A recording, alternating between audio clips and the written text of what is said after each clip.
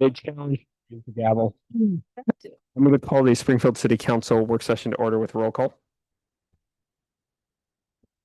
Mayor Van Gordon. Here. Counselor Weber. Here. Counselor Mo. Here. Counselor Rodley. Here. Counselor Buck. Here. And Counselor Stout. Here, thank you. Did we hear the recording start, or did we just were we having too much fun? Oh, okay. We have two work session items this evening. The first one is Gateway Transportation Planning with Emma Newman.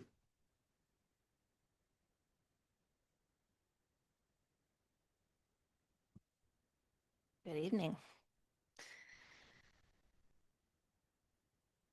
And we have slides. Perfect. Good evening, Mayor and councilors.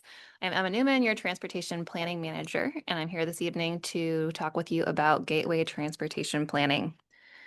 So an overview of where we're headed. Assuming the clicker works. Perfect. I'll cover first a high-level history of planning in the Gateway area and take this in chronological order. And then I'm seeking your input this evening on a few different options on things we could pursue from here forward. I do want to note that there's a need for resources to pursue any of the options that we're looking at tonight. Those have not been identified. So going back in time, the first interchange at Interstate 5 and Beltline was constructed in 1968. Since then, significant land use changes and development have occurred. As development has occurred, the number of people traveling through the interchange has increased. In 1999, ODOT constructed a safety improvement project that separated northbound off-ramp freeway traffic that eliminated one of the weaving movements that was causing issues at the time. However, deficiencies still existed, which led to evaluating broader solutions. So starting in about 1996 through the early 2000s, ODOT started a planning process to address geometric, operational, and safety deficiencies. This led to the 2003 revised environmental assessment. So an EA, an environmental assessment, is a public document that describes existing conditions, identifies potential effects of a project, and proposes measures to minimize the negative significant effects that a project could entail. There were 3 different options that were evaluated to solve the transportation problems at I-5 Beltline interchange as part of that EA process. And it also included the surrounding area. So that includes the Gateway and Beltline intersection. I will note that roundabouts and multi-level flyover options were not analyzed in the EA process in the early 2000s. This EA then led to the interchange area management plan. So an IAMP is the short term for interchange area management plan. This is a typical plan that you would have for interchange locations throughout a freeway system. In the IAMP for I-5 and Beltline, there are a couple phases. Phase 1 is the I-5 Beltline interchange, and that project has been built. Phase 2 includes the Gateway Beltline couplet project. That project has not yet been built. There was a monitoring and implementation IGA with ODOT that was intended to trigger Phase 2. However, the IGA expired by its terms in 2008. ODOT attempted to initiate monitoring in 2014, and the city declined. At that point in time, ODOT region staff and city staff informally agreed to work on alternative to Phase 2 sometime in the future. That has not occurred yet. I do want to note that ODOT's interest in this area is to not allow traffic to back up onto I-5. That could create some serious problems. So given that, the city needs to manage the congestion in the area on the local street system so that it does not interfere with Interstate 5. Could you clarify that? In their interest, they would have the same interest if we had traffic backing up onto the Beltline interchange, like on the Beltline too, correct? I imagine that would not be acceptable either. Yes, correct. So what is this couplet project?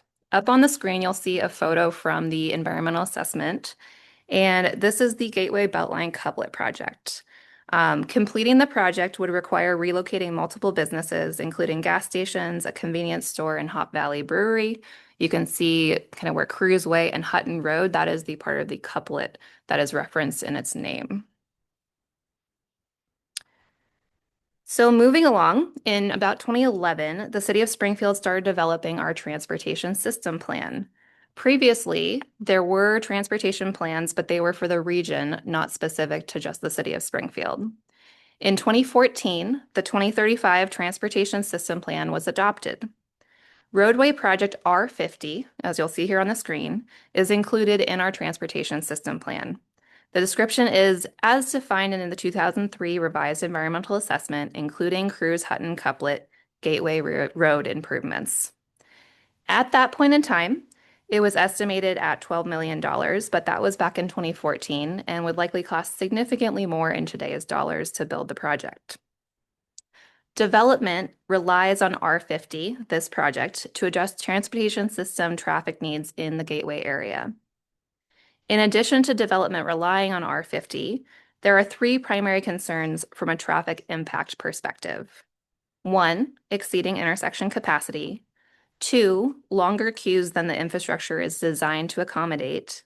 And three, increased crashes and higher than average collision rates, which means lost lives and severely altered lives. Springfield is already experiencing all three of these issues, but the magnitude is expected to increase as more and more trips are added to the system. The more the development that goes in, the more that people are driving through that space, the bigger the problem gets. So looking forward, we have a TSP update on the horizon. The Climate Friendly and Equitable Communities rulemaking process updated the transportation planning rules, which set the rules for how cities in Oregon plan for transportation. Cities in metropolitan areas such as Springfield need to complete a major update to our TSP. For our deadline, our adoption is due by December 31st, 2029. There's a lot of requirements. There's a whole transportation planning rule here, but a couple of the key requirements that I'd like to highlight are two. One is vehicle miles traveled per capita reduction. So we need to look at the entire transportation system and collectively with our plan, look to either maintain or reduce the vehicle miles traveled. And then we will also need to have a financially constrained project list. So we'll go through a process to forecast what is the anticipated revenue to fund transportation projects, and then we need to align our plan, at least within the financially constrained project list, to be realistic within the revenue available. ODOT is bringing some money to the table to help with our major TSP update, but the city will need to provide a 10.27% cash match for that process. For context, ODOT and the city are both facing transportation funding shortfalls. ODOT's ability and resources to support planning for public facilities on the state system in Springfield area is limited or may not be feasible to the extent that we might desire in the near-term future. I have started conversations with ODOT staff to start queuing up this transportation system plan major update, but still awaiting some answers on the specifics of the scope of what can and cannot be included. I will say that ODOT shared earlier today that the dollars available to update the Springfield TSP do not include funds for an IAMP or amendments to the environmental assessment for Gateway Beltline. If the city does want to pursue that route, additional resources are needed. And in today's dollars, I'm hearing that it's about like $1.5 million or so or more for an interchange area management plan, just to give you a sense of scale. So that is the TSP. I'll briefly cover a little bit of the land use in the area and then get into the options. So UGB expansion, the urban growth boundary to serve the employment needs for our community was expanded in 2016 for both North Gateway, as shown on the screen there, and South 28th areas. The UGB expansion was then acknowledged by the state in 2019. This was expanded to meet the needs of the large sites needed for employment land needs.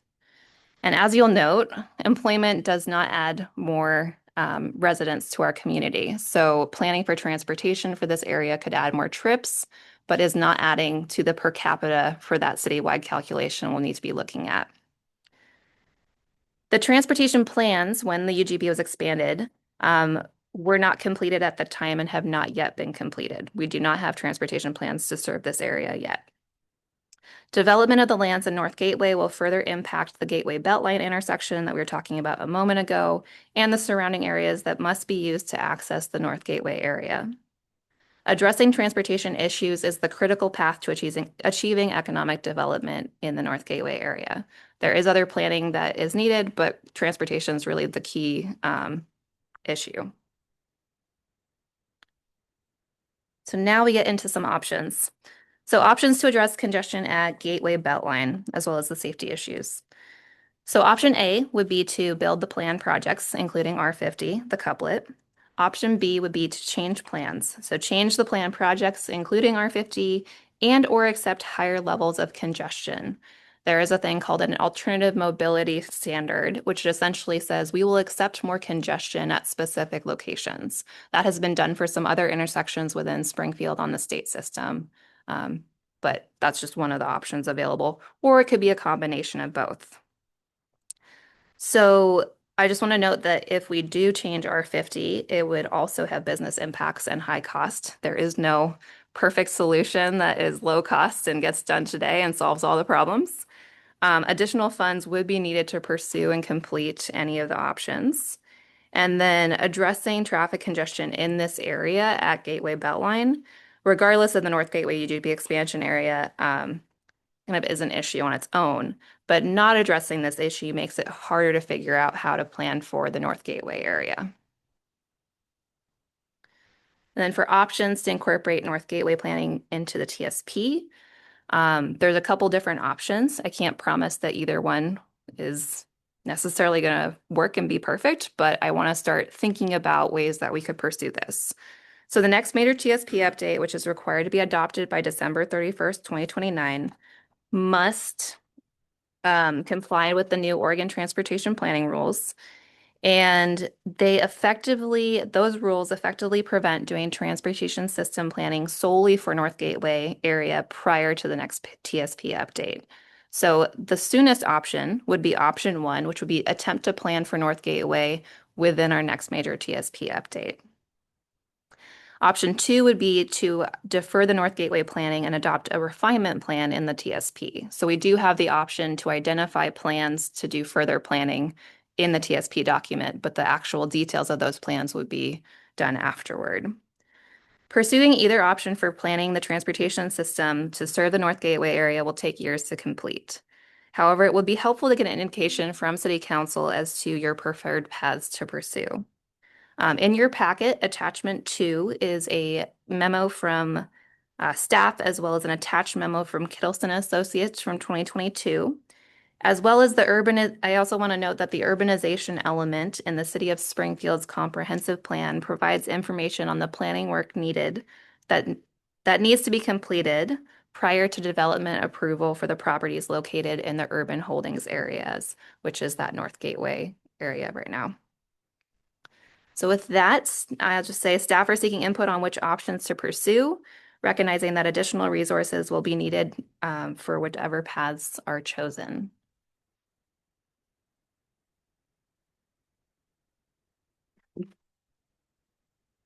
Questions or comments here? Councilor Rodley.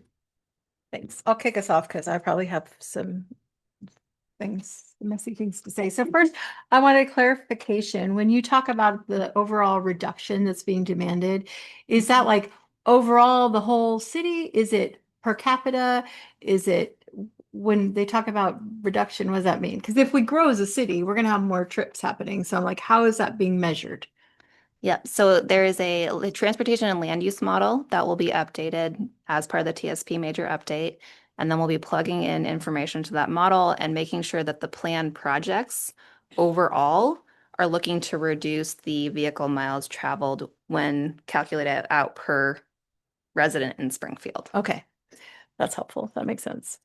And then I'm happy to let other people ask questions before I share my opinions about things. Councilor Buck. I want to clarify a couple of things in there. So it seems like we're talking about a couple of different things here at the same time. One is the areas that we share some ODOT jurisdiction with. So that wouldn't include all of Springfield, but that would include some of our major areas, like, obviously I-5, the Beltline that impacts, and then some other areas that um, ODOT has some jurisdiction over. Is that correct? Yes, so the I-5 is definitely ODOT, and then we're looking at the interplay between the ODOT owned state system and the local system. Gotcha. Okay. But the mandate for reduction is still the system, the overall system. Correct. Our TSP will be looking at all of the infrastructure serving surface transportation within Springfield urban growth boundary. So all the jurisdictions. And so as we're looking at that North Gateway, knowing that there are other areas of Springfield that we're going to have to take a look at as well as development happens, and considering like limited funding, we would have to contribute 10%, 10.27% of the cost of this project, and ODOT picks up the rest. Is that what that's at? For the TSP update, we are required to provide 10.27% cash match. Yes. Okay. All right. I think that's the extent of my questions for now. I'll probably have more here in a minute, but May I clarify one other Sure, thing? go ahead. So that is for the TSP that is required. If City of Springfield wants to go above and beyond and add more planning work, then we would need to find additional resources. The ODOT is helping us comply with the state required transportation planning rule, which does not include changes to the I-5 interchange area management plan. Steve, did you want to get in? Councilor Rodley. Okay, I can go back. Okay. I was trying to, there it is. I was like, where is the one? Because I went into the memo.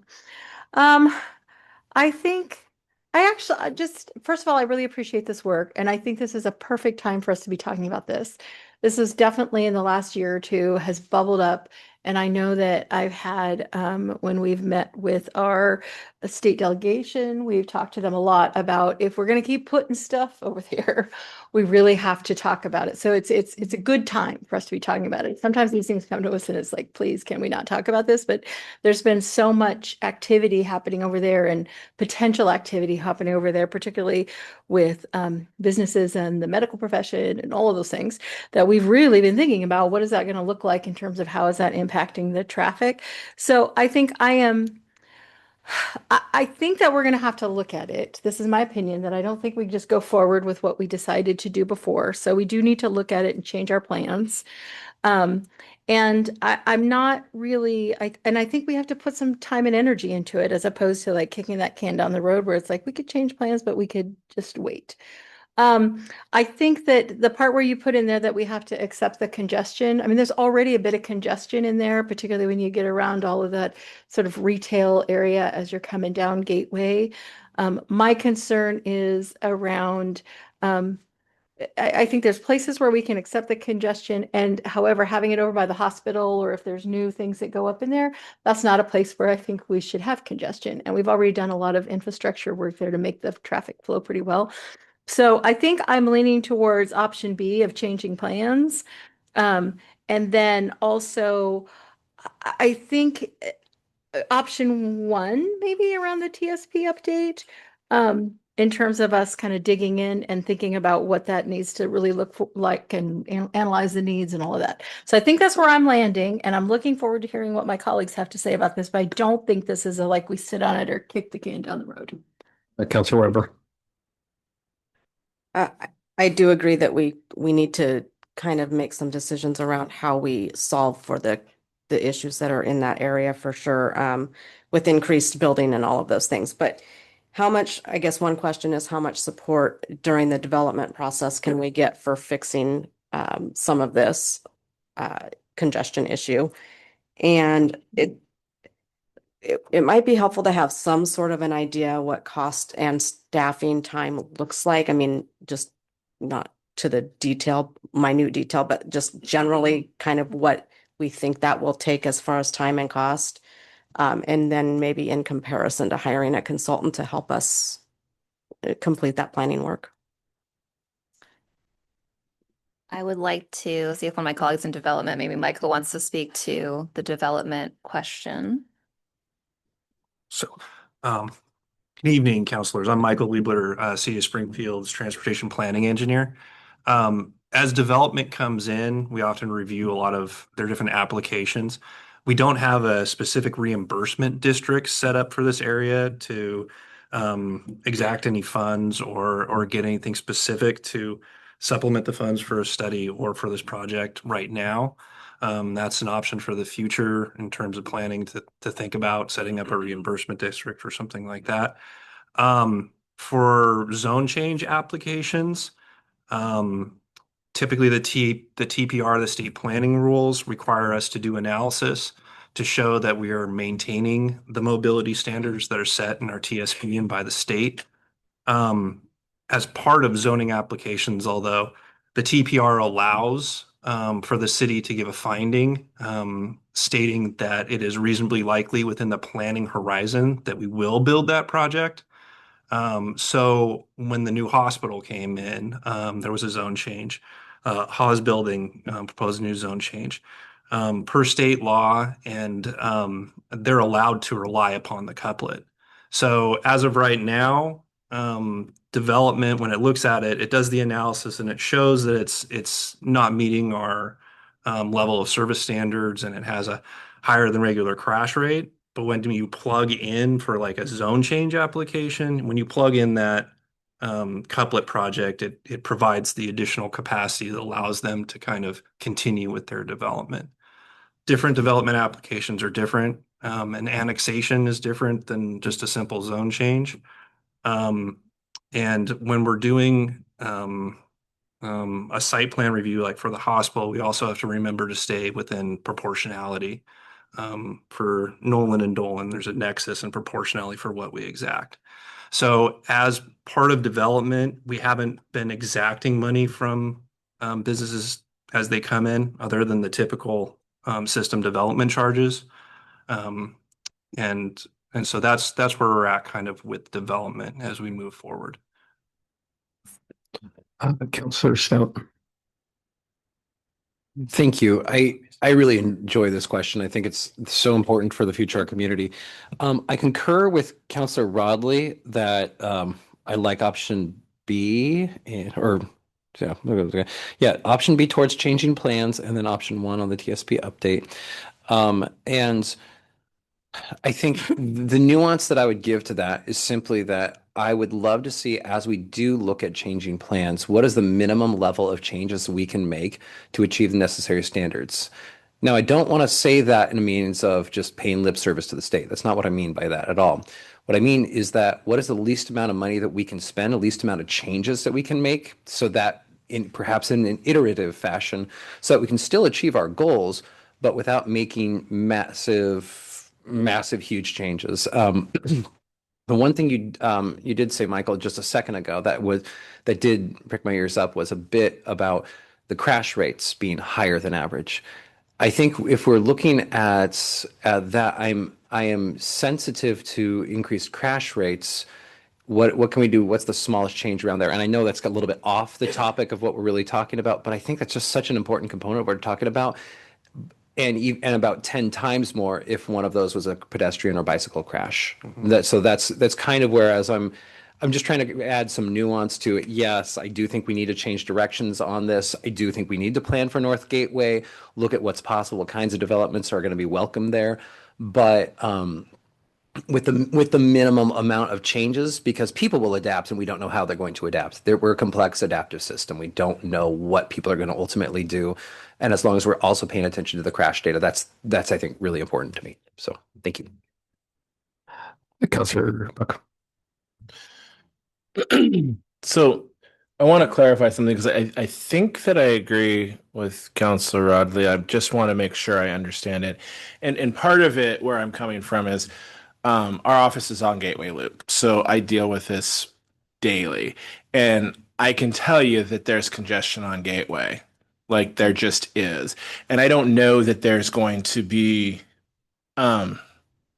like around the holidays, um, businesses are altering their work schedules to like accommodate for that. So we already are, kind of recognizing and having to kind of manage that. If that were to increase in that area, I don't know what that's going to look like.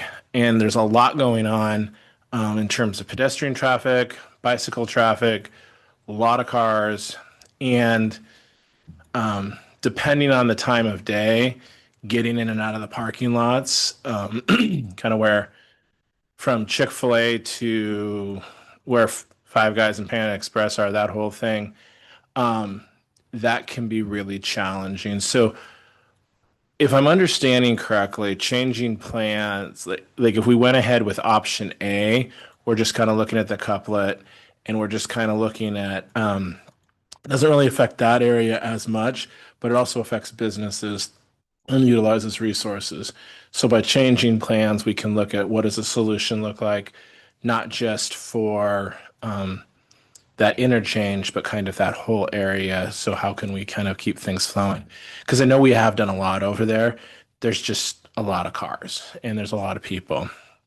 And so I agree on that part. Am I understanding that correctly?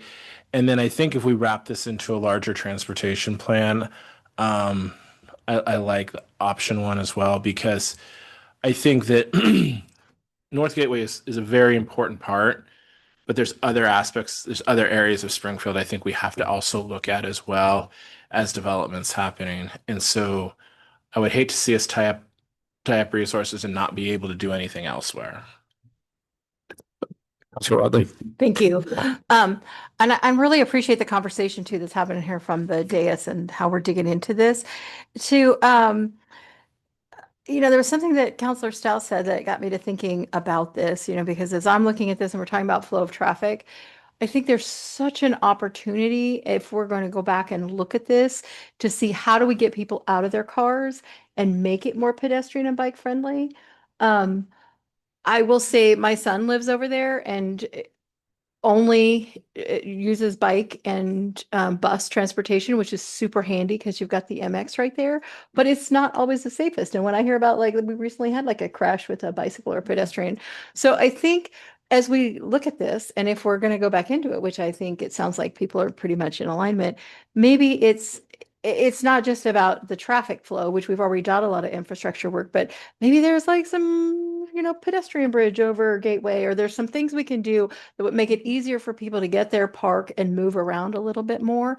So if there is some way that we could also, I know you're ready to cut me off, but if there was some way that we could kind of think about the shopping and the dining and that sort of people moving around that way and separate it out a little bit from the anticipated medical transportation that's happening, because where people are going to need to speed along and get to the places. And you've also got a fair amount of residential that's tucked in there. And so I know that's a lot to think about, but how do we make it so that maybe that neighborhood, people who live there can walk over to the restaurants, and it just makes it safer for people to move around out of their cars, might help to alleviate some of the congestion. And I will shush. Thanks. Oh, I wasn't ready to gong you off. So I've got a question about the I-5 management, sort of interchange management plan. How big is that? Is it just the Gateway Beltline intersection, or does that go further, or is it impacting other areas? Does it go up on to, towards Coburn Road? So the IAMP, the Interchange Area Management Plan, phase 1 is built. Okay. That was the interchange work that was happening before. Phase 2 is the couplet project plus some of the closer in intersections. But think Gateway Beltline plus maybe out another intersection each direction roughly.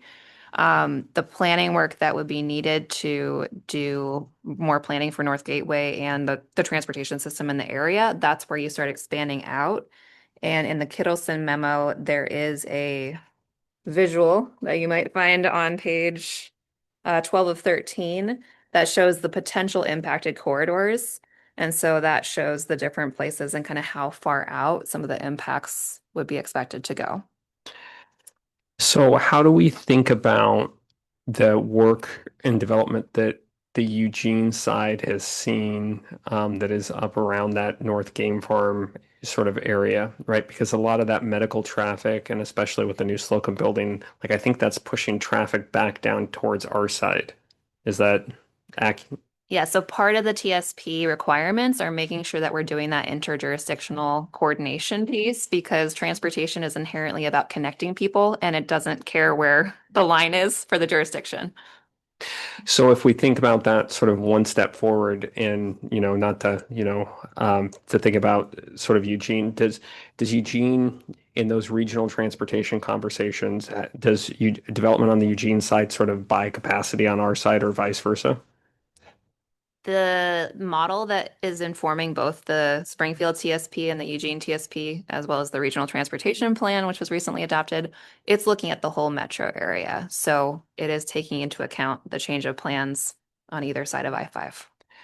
And I'm listening to the conversation, and it seems like, we've got a lot of peripheral sort of issues or ideas that are around the Gateway area, which is fantastic. It's a super important district, but when I listen to the presentation, you're really wanting us just to come back and kind of give direction specifically around that one transportation question because it unlocks all these other conversations, right? We have more planning work to come. I will be in front of you with other transportation planning. So yeah, just getting guidance on the options tonight gives us a sense of the direction that you'd like to go. So I think you're hearing very clearly that we're open to evaluating a different plan, right? Like I think that is, worthwhile work. I think that's valuable work as well. And I also think with the challenges with state transportation funding, right? Like I think there is value into bringing this topic back when we start talking about our fall. Let's see, I can't believe we're talking about 2027, our 2027 legislative priorities, because the planning money that we need to complete this, is going to require some advocacy and looking around for capacity at the state level. So I hope that we bring this conversation back with next time we meet as a legislative committee as well. Did we miss a question? I mean, we're all halfway down planning all of Gateway, so I want to make sure you leave with I have what I need. I think I may not have responded to Councilor Weber's second question about kind of funding and staff capacity versus consultant. I would say that if we are looking to change the plans, then we are going to need to hire outside consultant support to do the technical work and some of what that involves. And as I said earlier, maybe 1.5 plus is what we're talking for an IAMP these days. So that gives you a sense of magnitude. We do not have a cost estimate specific to, what plans do you want? Do you want a multi-part process where we first started evaluating what does no build look like and how can we take the minimal but address enough kind of question. So more to come, but that gives you a sense of what we're talking about. before we really get down this road, right? We don't have extra transportation planners like lying around. We really are going to have to find money so that we can get the resources that we need to do the extra planning. Correct. And the TSP is mandated, so there's significant transportation planning work that will be happening in the coming years, regardless of this specific piece. And I think more broadly for us up here, this is the place that, especially when we talk about MPC, when we talk about Lane Act, right, getting on the same page with our colleagues in other jurisdictions about how we talk about transportation funding becomes really, really important because we really do need to get to Salem and Washington as a united front to find these dollars. Go ahead. I wanted to ask an additional question. I was thinking about what Counselor Buck said about is there any sort of a cost-effective way? I know we're just, again, you're trying to get us to rein it in and not be talking about all of this and the moon. But is there a way to be thinking about, if we're thinking about resourcing it, are there other areas that we could pull into this as we think about it? Which is, I think, what you were saying is like, are there other key areas where we really need to pay attention to, and could we put it into some sort of a package or think about it? And I think to that point, I'm wondering if by looking at it comprehensively, and I have no idea if this makes sense or not, so feel free to, no. But I wonder if by packaging that and looking at it more comprehensively in other areas, that it would be more cost effective rather than piecemealing it out. I don't know that that's true, but I wonder. Yeah, I think there's some cost benefits if you have a team that's already doing modeling and transportation planning work for our area. If we could bring resources to the table to add on, that could be beneficial. there are some decisions that I'm still trying to figure out the best way to deliver so that we can both meet state deadlines for things that have deadlines, but also pursue things of local interest to move the ball forward. And just one more thing really fast is within this conversation, I think something I always come back to is that I like to see when roads connecting distant places quickly, and I like to see streets slowing people down to really build wealth in an area. I want to see certain areas where we want traffic fast and certain areas where we want traffic slow. What we don't want is another kind of hybrid strode where it's too fast to be safe and it's too slow to be useful. And I'm sure that's part of your guys' conversations each and every day in transportation planning. But I just wanted to say from here how important that is to me. So thank you for keeping that in mind. Councilor Mill. I speak very, very short sentences, but option one is attempt to plan for North Gateway. I don't think attempt is good enough. We need, it's mandatory that we do that. So that's the direction. All right. Do you have any other places where you need more feedback or you have more questions? I know this is going to be a long road, pun intended, to get us there. So we really appreciate it. All right. Thank you. Thank you. The other item this evening is to evaluate Ward 4 applications.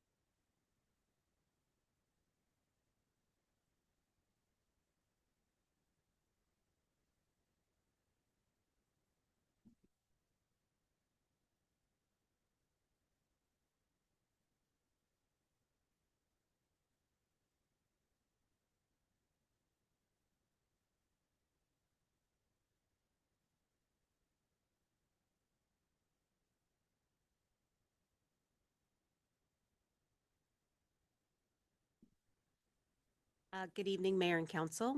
I'm Mary Bridget Smith. I work as the city attorney, and I'm here tonight to continue the discussion about filling the vacancy for Ward 4. So this evening in your packet, you have the applications for the people who have submitted applications to be the interim counselor. There are 6 applications, and the city manager's office has confirmed they all live in Ward 4 and are voters. We have plenty of time tonight to discuss next steps. You are scheduled for interviews on April 6th. And then we also put in the packet the interview questions from previous council vacancies, and really looking for direction tonight if you need additional information about the candidates, and then how you'd like to structure and schedule the interviews, and anything else you'd like to talk about for the process. And then I thought also it might be helpful to talk about voting a little bit, particularly because you have a number of candidates and sometimes that's more complicated. So I'm willing to start or ready to start wherever you want to start. Councilor Weber. I do have just one question I'd like to consider adding to the interview. Okay. We've had counselors step down recently because of the work-life balance. So I think we need to maybe be a little more clear in that it's not just Monday meetings for, we need to be more clear about what the liaison component is there. And kind of how people feel about that time commitment. So time commitment for other committees in addition to just attending council meetings. Yeah, Okay. I think we need to be a little more transparent about that. Councilor Rodley. I second that. I really appreciate Councilor Weber bringing that up because I think that's something that folks come unprepared, and we have lost some really great counselors because of the time commitment. So I appreciate that. I am, and I'm gonna just say this in 2 pieces. I am in favor of interviewing all of these candidates, and I will not be here on the day that you all interview this candidate. but I will be watching to see how fantastic it is. One of the things I was thinking about with the questions, and I don't have a specific thing, but maybe as I sort of talk about it and you all jump in and say that sounds great or that sounds terrible. These are fairly general, which I think is great. And we have some very difficult challenges around, say, the budget that we have to face. And I know that we have some general questions about, you're faced with a complex problem, but it might be useful to think, do we want to shape any questions specifically around some of the challenges that this person's going to have to help us solve on day one? So I would say let's try to get through one of these topics at a time instead of trying to boil all of them. So if we can just get comments maybe on, do we want to interview everybody? And then we'll work through the questions. Counselor Buck?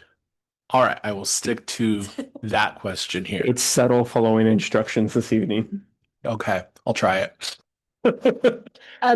Excuse me, Counselor Buck, before you provide your input, just for some context, generally the council does interview most of the candidates. I think one time in 2021, you had 8 people and you did narrow down the list at that time, but otherwise you generally do. Certainly though, within your prerogative to handle it however you want. So recently, one of the things that we've really liked is that we've had applicants, right? And it's not just for council positions. We've got committees and we've got all kinds of things that we want to encourage more people to pursue and consider. And I'll tell you, this is hard. Like it takes a lot to go ahead and decide, I'm going to go ahead and I'm going to fill out the application. I'm going to go ahead and write the cover letter. I think we need to recognize that that's not an easy step to make.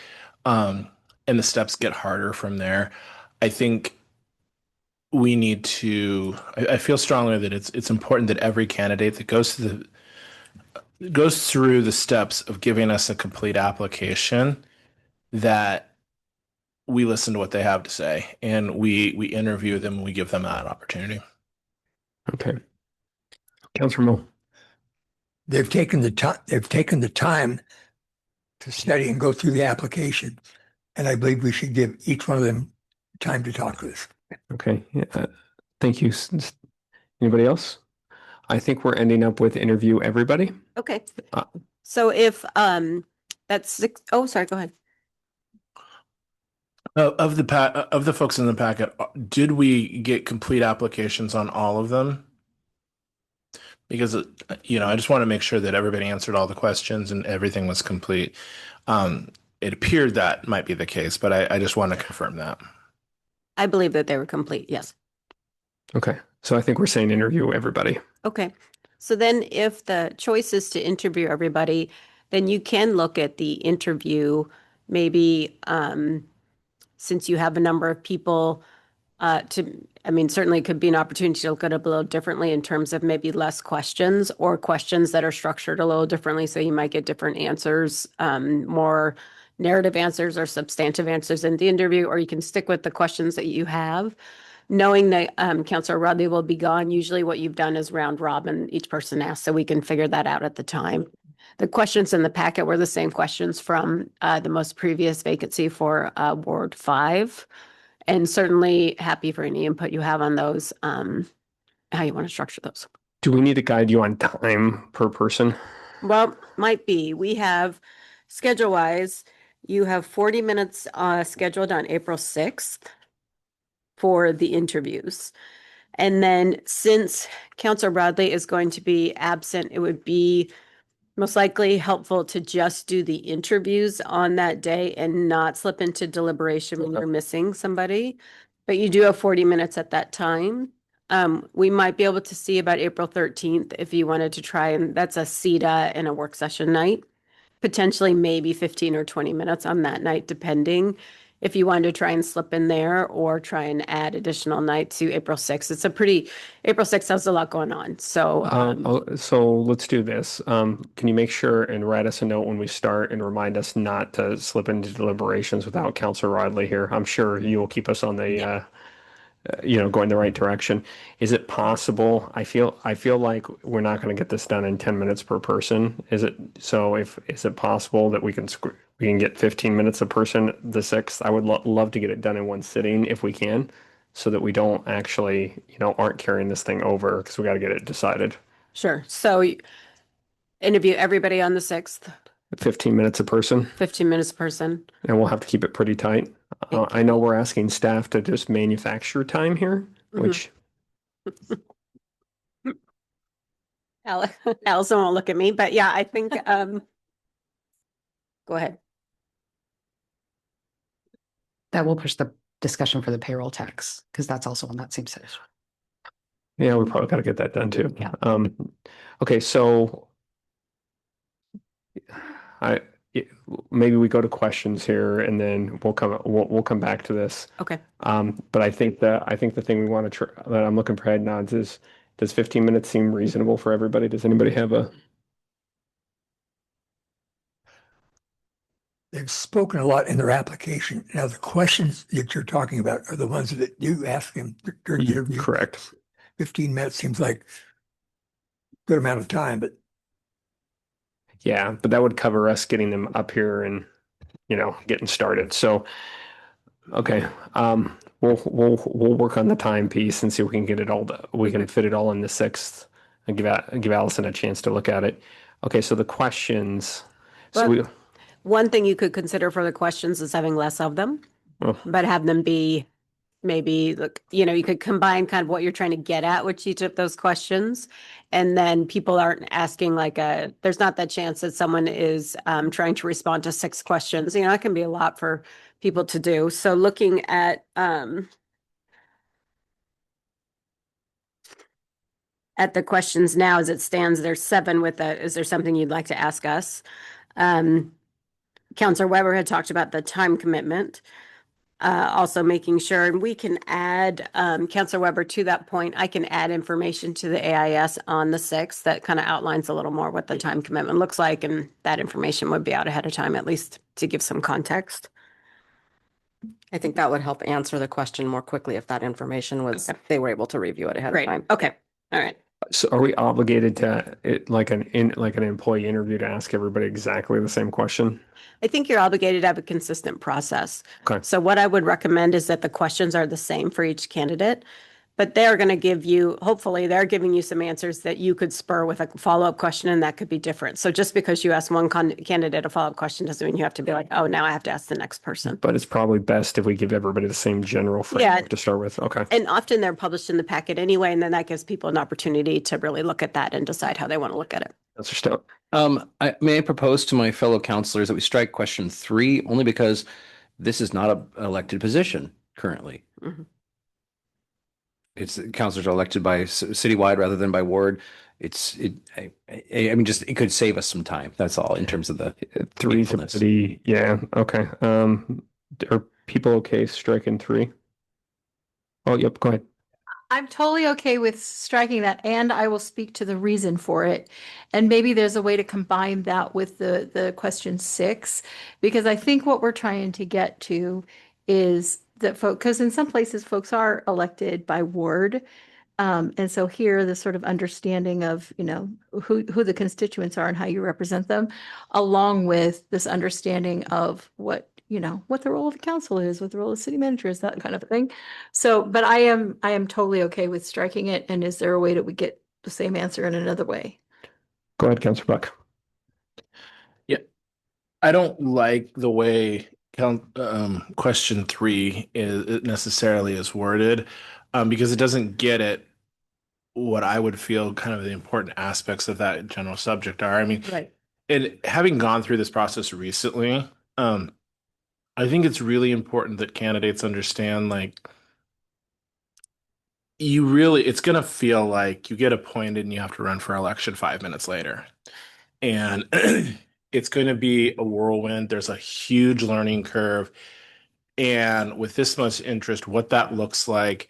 And so I'm interested to know people's understanding of how that process works. Like, you understand you'll have to try and get yourself onto the November ballot. Do you intend to do that? and those kind of things, because that's all part of it, because you get appointed at, we make a decision in April, and then we have a budget process that you have to get up to speed. So it's going 0 to 310 in 5 seconds. And then, we break for the summer and we come back and you have to be running a campaign. That's hard. That's really hard. And so I want to make sure that people kind of understand what that looks like. And so I'm fine with getting rid of Counselor Stout's suggestion of striking 3, but I do think that that's an important piece. I don't have any great ideas how we get to it, but I just want to put that out there. So, okay, so we're saying combine 3 and 6 in some sort of combination question. Yeah, can I make a suggestion? Sure. So I think part of what question 3 gets at is this idea that you're elected citywide, but you represent a ward, right? And then you're in this group of 6 people and a mayor, and you're trying to make decisions that impact the whole city, but you're also responsible to your constituents, which I think 4 really sort of talks about, in broader terms, right? Collective decision making and shared leadership. If it works for you, we could try and combine this concept, I think 3 and 4 a little bit. Sure. In terms of combining that into one question about this idea about how do you work on a collective body when you're responsible to a certain group of people and a whole group of people as a whole. And then in terms of Councillor Buck's comments about the fact that this particular vacancy, the way the timing is something that people should be aware of. We certainly will put information into the AIS about reminding folks and also the community so they understand that, oh yeah, that's right. This interim spot really holds this position for about a year, and we're electing somebody new in November. And so people have that in their mind, and that could be helping them when they're answering their question about being an interim counselor and their role there. So we'll definitely include that information. I'm not sure about asking a question about that because people, they may not know. I mean, I don't know what kind of answers you would get, but we certainly could look at asking something about just sure clarifying about time commitment and the time commitment of this actual interim spot. So that work?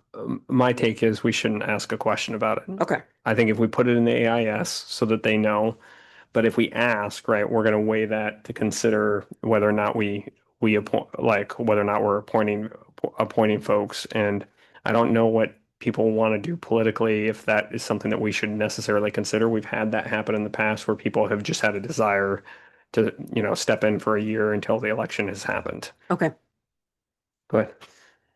I agree with that. And being an interim counselor gives that person time to, experience the time commitment, the decision-making process, and all of the things that go with it. And I don't think I don't think we want to ask them in the moment that we're interviewing if that's something that they want to do in the future. I think they deserve the time to sort through that as they sit here for a little bit of time. Okay. So I think, do other folks have questions that they either want to change or maybe they don't like the question they're tiered to ask? I do think getting a more specific policy question. Do you think that revising 2, maybe to get at what would be policy initiatives or policy things that, we're more dealing with the general fund structural imbalance and significant budget concerns. What are some, Yep. You want to get it at there? Do we want to leave that as an open-ended question for them to drive it, or do we want to give them 3 issues to comment on that we feel like we're facing? Oh, sorry, Councilor Rodley. I think I think both and. I like the idea of saying suggested as kind of, I think, and ultimately trying to get to just making sure that people understand that they are going to show up and have to make hard decisions. I mean, and that's really what I'm trying to get to. It's like right away. I'm looking at Councilor Buck, like right away. You're like in the hot seat. And so I'm okay with it being open-ended, but I like the idea of some suggestions. As you may know, we're dealing with this, and this, and Okay. what, yeah. Okay. Anybody else?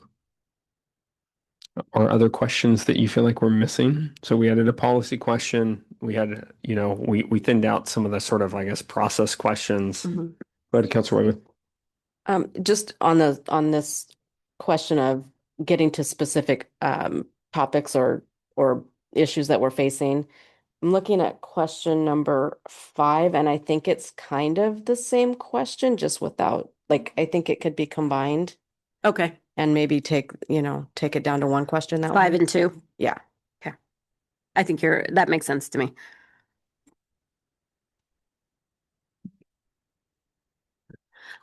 Question 1, the sort of what do you like best about Springfield, and the get to know you question. Hey, I think it's a nice Okay. warm-up Okay. question. It's it's a nice, easy, get everybody comfortable question. Councilor Buck.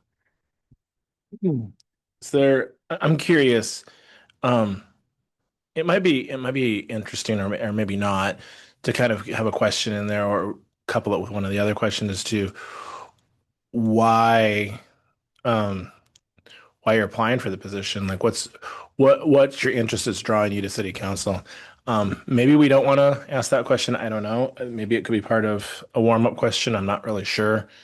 But I wonder if we want to ask them, like, what is your motivation here? Okay.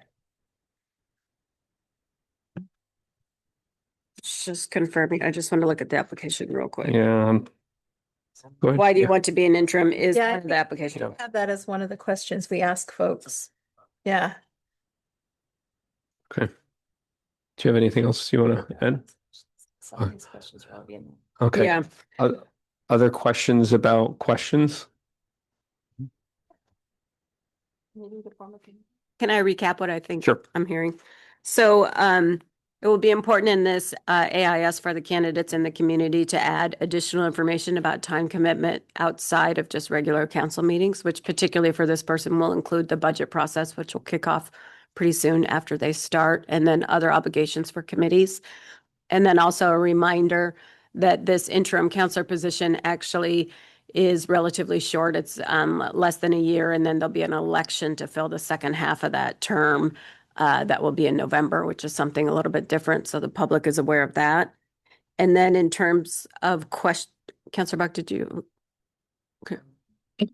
Just curious, because if we're looking at questions that are in the application, I think it's great. Question 4 is, it says right here, city councilors elected to represent specific wards, but their decisions affect the entire city. That's essentially what we're asking in 4. Yeah, okay. So then, that's a good point. So then leading to the questions would be starting with the kind of a get to know you question. What do you like best about Springfield and why? And then 2, which is now a general, if there's something you would want to change, but changing that to be more of a policy focused question, having a lead into that question about the circumstances and the choices that counselors are facing now. So combining 2 and 5 into a more policy focused. And then 3 is one that will get combined with the relationship with 6 in terms of like a structure of how council works and how council works. And then how about 5 would stay when faced with a complex problem or solutions? Do you want to keep 5 the way it is to get an idea of people's thinking, or Can I jump in on that one? I was persuaded by Councilor Rodley's, and I forget, somebody else said, the financial aspect is, I think, really important. So much of what we have to do is looking at what are the limited resources. So I would want to give some color to that. Yes, there's a whole bunch of different aspects to a problem, but especially if there is a financial one, I'm open to my colleagues' suggestions, just for a little color.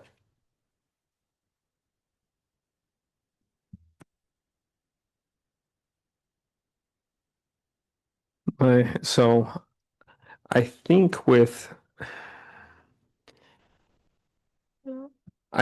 I think 5's fine, Mhm. unless if you want to add, because add them something co- about finances or yeah, produce for money or funding? maybe an example, Okay. right? Or to think about the complex problems we're talking about, right? Because really just having them talk about how they process information is going to help. Great. So that would be 4 questions, and then do you have any questions of us? Which could help in terms of timing, not having kind of a long list of questions for folks to answer. Does that work? Good. Do we have time between now and then to see how these questions are reconfigured and make sure that we are comfortable with the way we're asking them? Yeah, let me think about how to do that. So the questions are I think what we could do, if you give me the okay to do this, we would redraft the questions based on the direction that you have. We'll put them in obviously they'll be in the packet on April 6th. Time is kind of an issue on April 6th, so we don't want to be spending lots of time like going over the questions again. But if the council is comfortable with me redrafting them, what I want to avoid is having some outside of meeting deliberation about what all the questions are. And so you could, probably what would be best is that you let me get that into the packet on the 6th, and then let me know if those questions are appropriate in that way, if they work. Otherwise, we might have to try and, you'd have to either have some kind of meeting, or you could just delegate to staff to draft the questions as per what you're talking about today. Sorry. No, it's this time of year. We're running at a lot Yeah. of different things at the same time. I think I'm fine with you putting them in the packet, and then if we need to stop and modify, we can stop and modify on the 6th. Trust you all. Okay. So we're interviewing everyone. We're aiming for the 6th to have everyone interviewed on the 6th. And we'll revise the questions to have a less number of questions. We will tell candidates, I think, ahead of time that time is an issue on the 6th. Not that we're not wanting to hear people's input, but that there's just trying to get through them all so they're aware. And they'll be published in the packet, so that'll give them the opportunity to prepare for their answers, which is always helpful, I think. So I think we got the questions. Does that work? Yes. I think we're ready to do voting. Yes. Okay. So if you are, I wanted to talk a little bit tonight about voting, just to be thinking about that, because you have multiple candidates. It's always less complicated when you just have a handful of people. So there are a couple things you can do. You don't necessarily have to make this decision tonight, but I will ask you to arrive at a voting process before you actually really start deliberating, because you don't want to be in the middle of a good conversation about deliberating and then try and back out and talk about voting. There are a couple things you could do. You could keep all 6 people in the pool, so to speak. And then we could just keep asking, we would start on, on the left side or with Ward 1 and be like, okay, who's your person? And until you get to a consensus. In this situation, the charter says that filling a vacancy is by a majority of the council. There are 6 people on the council, so I interpret that to mean you need 4 votes to fill the vacancy. So you could go by and say one person until you get to it. And that's a lot of repetitive voting. Another option could be that you do a straw man ballot, essentially, where you could put forward 3 names. And does everyone agree that these 3 names? And then we deliberate on the 3 names or the 4 names or whatever you decide to do. And then you deliberate on those folks. You could even go further to 1 or 2, depending. Oftentimes what you'll see, I think, is, and what happened in the election or in the appointment of Ward 1, which is one where you had multiple people, that they got to, they went person by person, they got to consensus pretty quickly, and they didn't have to do a straw man. So one thing we could do is we say the process will be, we'll each see where each counselor is.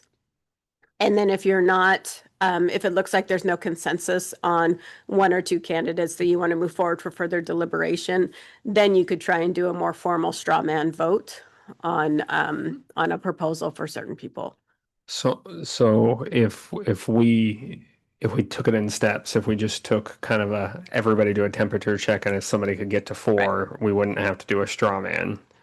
And if we're all kind of have lots of different opinions, then we could kind of back out to a straw man as a way to eliminate the field and sort of kind of push us forward. Yeah, and just narrow the option down a little bit. Yes.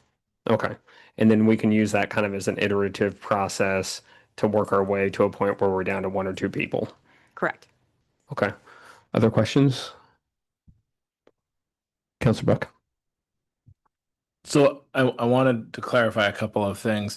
So we'll do the interviews without Councilor Radley here, but you'll be watching. But will we do deliberations that night as well? We're pushing that to when she's back with us. Push that to the 20th. To the 20th. Okay. And do we have time on the 20th to kind of go through this process? You have 20 minutes slated on the 20th and on that time. And I think there's, if it goes longer, then it takes the time it takes. If you're having a good discussion. Got to get it done the 20th, right? Because we need to get this person in place by the time the budget's happening. So if we're going to probably start with this, and if we get it done, we get it done. If we get wrapped around the axle, we'll just have to work it out.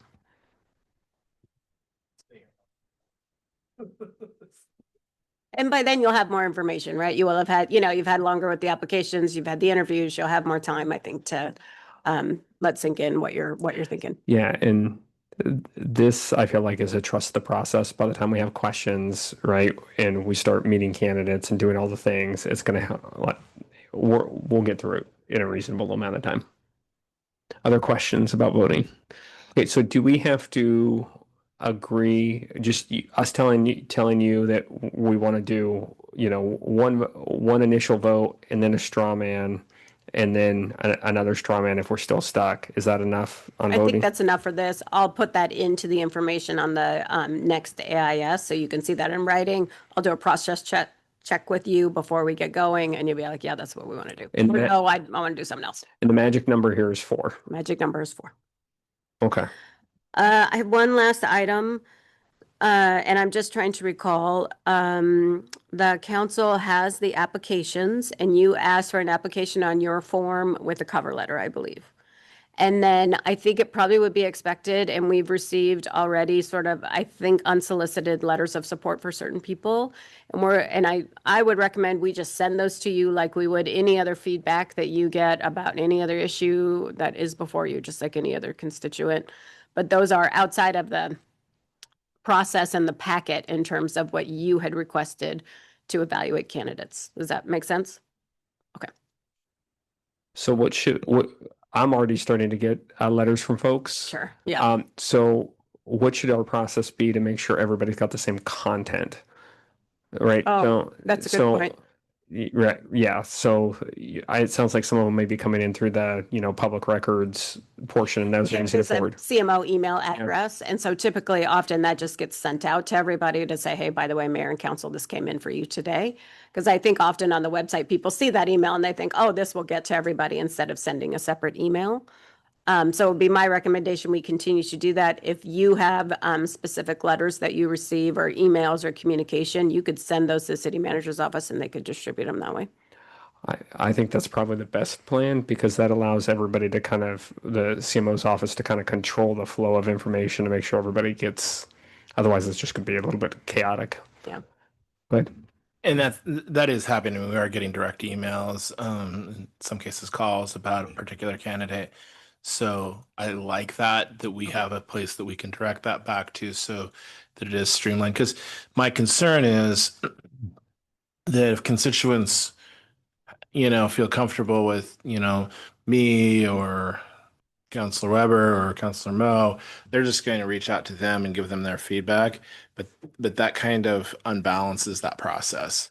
And just like a lot of the things that we do, if we can kind of redirect those back to the city manager's office so that that's all kind of streamlined and everybody has the same information, I think that's best. Okay. And then, and also it's always important, and I should have said this earlier, this is a public process done in public meetings. And so that way all that stuff routes back, that'll either be included in the packet or it'll be sent to all of you to be considered. That way there's not a situation where, feedback's only getting to one or two counselors or something like that. Good.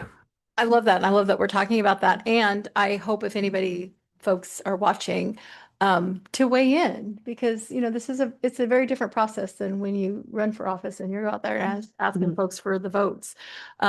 So I think that it gives people an opportunity to know that it's totally permissible Yeah. to reach out and, send us a letter or what I also have had phone calls from folks. And I appreciate that kind of engagement. And so it's totally within the rules. So Great. please, Okay. folks, reach out. So that's helpful. So folks are encouraged to reach out.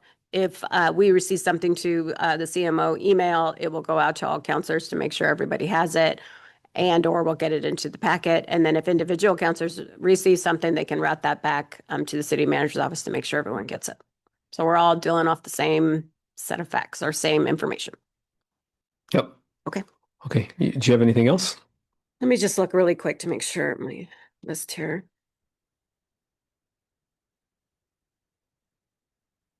I think that's it. All right. Okay. Thank you so much. Thank you. We are adjourned. We will meet back here at 7 o'clock for the regular session.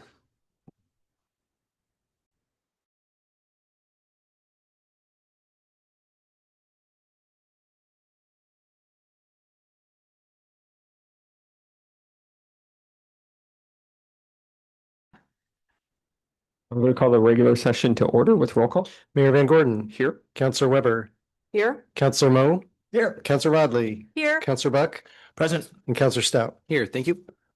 Please join me for the Pledge of Allegiance. Pledge allegiance to the flag of the United States of America and to the republic for which it stands, one nation under God, indivisible, liberty and justice for all.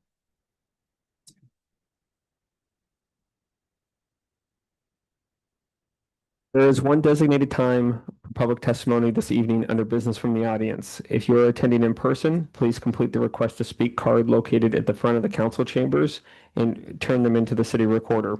If you're joining us online with a tablet, smartphone, or computer and wish to speak during business from the audience, please use your raised hand feature in Zoom. The order of public testimony is as follows.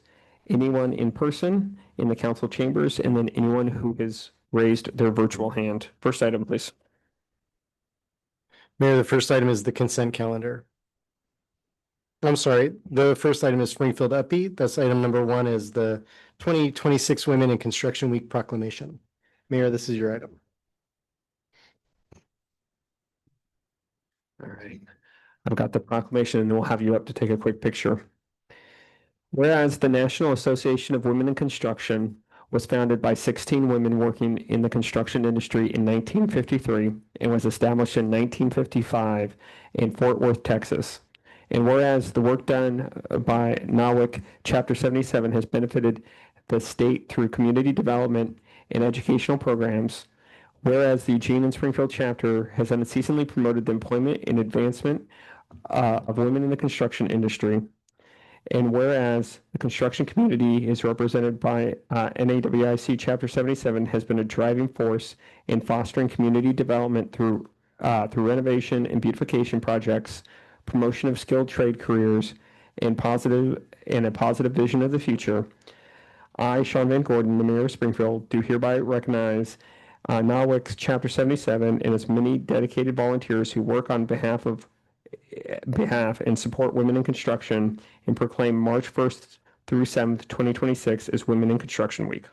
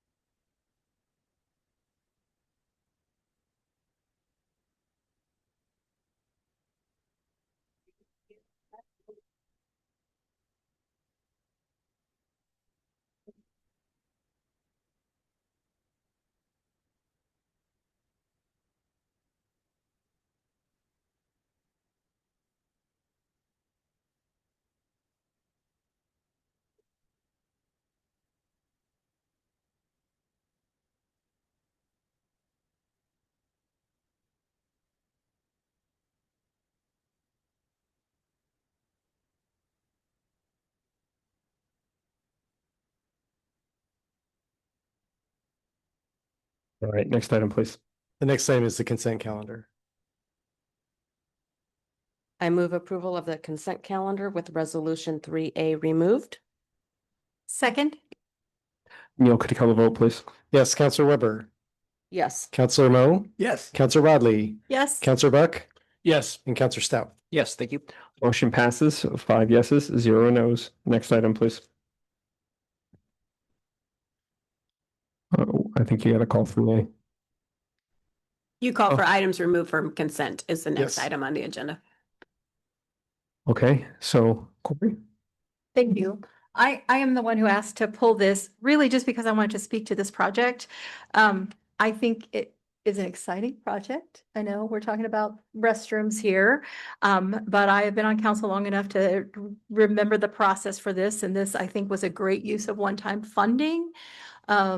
I think it creating accessibility for restrooms, and just like full disclosure, for 20 years, I have been working on, whether it's in the school district or in other public buildings, on creating accessible and single stall restrooms. And it makes it safer for families. It makes it safer for kiddos. It makes it safer for our trans neighbors. And I just am so happy that we did this project here for our library. And it's beautiful if you haven't used these restrooms. I've heard feedback from many folk and seen them push strollers in and the whole thing. So I just wanted to say how great and how happy I am that we did this project with this funding, and now we can vote on it. Thank you. Counselor Weber? They are very, very well done. I move approval of resolution 3A pulled from the consent calendar. I will second. Could you call the vote? Yes, Counselor Weber, Yes. Counselor Mo, Yes. Counselor Rodley, Yes. Counselor Buck, Yes. and Counselor Stout. Yes, thank you. Motion passes, 5 yeses, 0 nos. Next item, please. Next item is business from the audience. I do not have any cards. Do you have any hands, Neil? No hands for this item. All right, then next item, please. Any business from the city council? And Counselor Buck? Yeah. So in the spirit of talking about transportation, and our TSP earlier, I just like to kind of put out there that, when you're looking at the boundary, or it affects both Counselor Stouts and my ward, is that Bob Straub area. And the issue that I'd like to kind of put out there is creating that vision. Like, what do we see that long-term vision for Bob Straub? Right now it's a county highway. We have development going south either way. And in that 300-acre area, there could be 1,000 to 1,500 homes. We already are seeing traffic. We're already seeing crashes. And so we can't plan for it if we don't know what we want it to be, right? So I just kind of want to move us in the direction of figuring out, is that something that we want to reshape the vision of? And how do we engage with the county on that? If we want to leave that the county, engaging with the county on, like, what are you going to do with this? And so I think I just want to make sure the question is out there and we're exploring it. I know that council leadership has kicked it around a little bit, but I'd love to have an idea as to where we're going once we get to that transportation planning, because in 5 to 10 years, when we have another 1,000 homes out there, it'll be a much bigger issue. So kind of creating the vision and where we're going with that is an issue. I'm hoping that we can kind of figure out where we're going.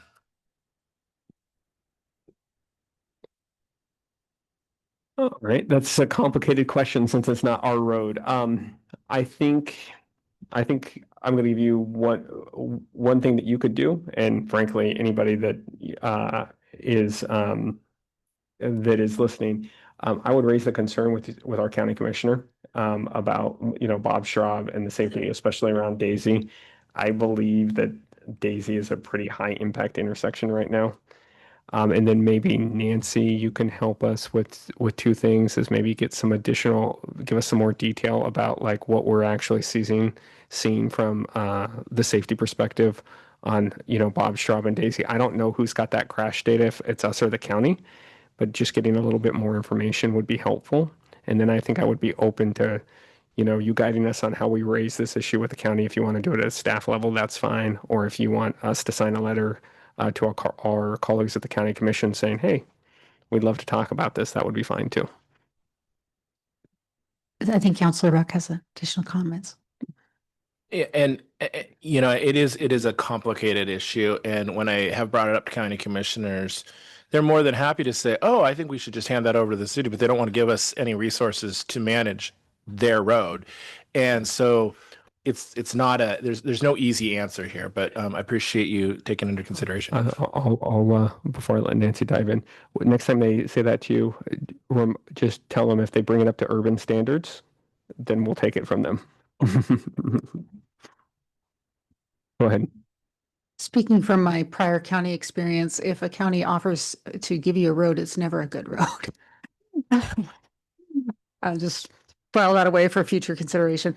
We can do some looking into some of the crash data in that area. I think that's kind of, there's a multitude of, like you said, like the mayor mentioned, there's a multitude of issues here, and maybe an easier way to approach this would be to start with that and also look at if there are some contexts that our transportation and land use staff would have, and maybe put that into a briefing memorandum for council to review, and then we can look at next steps. Yeah, that would be great. And if it's really hard when it's not our intersection to talk about, but if I think I've heard it might be our most dangerous intersection, like in the urban area on our side. So it would be helpful if the staff could weigh in on that, because if it's our most dangerous intersection, that'd be something we'd want to know. Absolutely. We will look into that. Did Councilor Stott have? Just one tiny thing, which is also, I would love to know, like, what is buildable and non-buildable in that general area that Councilor Buck's referring to for the growth. And again, I'll reiterate what I said earlier, which is if it's a pedestrian or a bike crash, I am 10 times more interested in it than even just the vehicle crashes, which are extremely important. But that's all. Thank you. Okay, I think we're good. Thank you, Nancy. Thank you. Next item, please. Next item is business from the city manager. Item number 1 is the 42nd Street IP to Marcola Road acceptance. Stan Petroff is here for this item.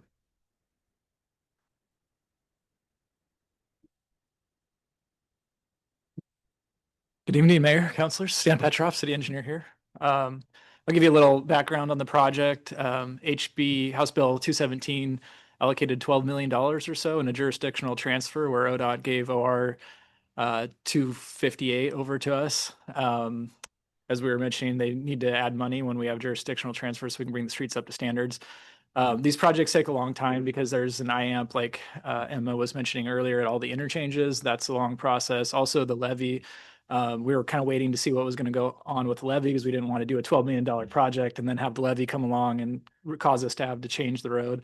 And meanwhile, the pavement was getting really bad out there. So we basically came in and dug out full depth in some spots where the pavement was really bad, replaced subgrade, put all the pavement back, replaced the striping, replaced all the signs, and then legally we had to upgrade the ADA ramp. So we did some ADA improvements, and project's all done now and it looks good. Cost us about $2 million, I think. So we have about $10 million left over, and we're just kind of waiting for the levy project to progress a little further before we move that project forward.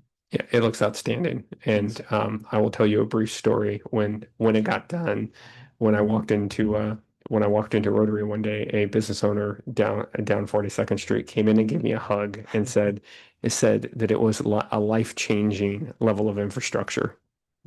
Yeah, it was pretty bad out there. Yeah, and when we first started talking about bonding for roads, this was one of the places the council at the time made a commitment to get repaved. And this is what like meeting that commitment, looks like for us. So I really appreciate you bringing it up. Does anybody have questions about this? All right. I move to adopt a resolution accepting the public improvements for the 42nd Street overlay IP to Marcola project P21195. Second. Could you call the vote?